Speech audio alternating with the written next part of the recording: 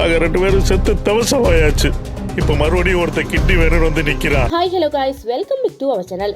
சசிகுமார் நடிப்புல கடந்த வருஷம் வெறும் 7 கோடி பட்ஜெட்ல உருவாகி 90 கோடி ரூபாய் வரைக்கும் வசூல் செஞ்சு திரையுலகையே மிரள வச்ச திரைப்படம் தான் டூரிஸ்ட் ஃபேமிலி திரைப்படம். இப்போ அந்த பிரம்மாண்டமான வெற்றியை தொடர்ந்து மீண்டும் ஒரு அழுத்தமான கதையோட நம்ம சசிகுமார் களத்துல இறங்கி இருக்காரு. அதுதான் மைலோட் திரைப்படம். குக்கு ஜோக்கர்னு சமூகத்துக்கு தேவையான கருத்துக்களை ரொம்ப யதார்த்தமா சொல்ற இயக்குனர் ராஜமுருகன் இயக்கத்துல இந்த திரைப்படம் உருவாகியிருக்கு.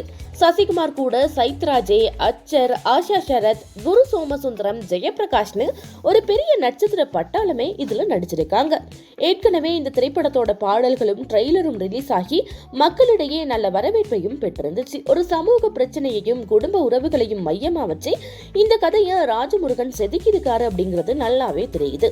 சசிகுமாரோட யதார்த்தமான நடிப்பும் ராஜமுருகனோட வசனங்களும் இந்த திரைப்படத்திற்கு பெரிய பலமா இருக்கும் அப்படின்னு சொல்லிட்டு எதிர்பார்க்கப்படுது. ரசிகர்கள் ஆவலோட காத்துட்டு இருக்க இந்த மைலோட் திரைப்படம் எதிர்வருகின்ற பிப்ரவரி மாதம் 13ஆம் தேதி தியேட்டர்கள்ல ரிலீஸ் ஆகுது. காதலர் தினத்திற்கு ஒரு நாள் முன்னாடியே குடும்பத்தோட பார்க்கக்கூடிய ஒரு நல்ல படமா இந்த திரைப்படம் அமையும் அப்படிங்கறதுல எந்த விதமான சந்தேகமும் கிடையாது.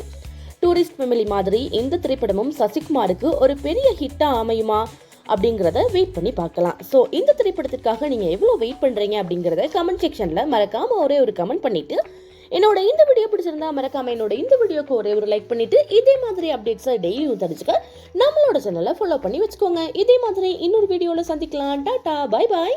சன் நியூஸ் பகல் செய்திக்கு ரெடி பண்றேன்னு பார்த்தா டைரக்டா டைம்ஸ் ஆஃப் இந்தியா ஹெட்லைனுக்கு பிளான் பண்றியே.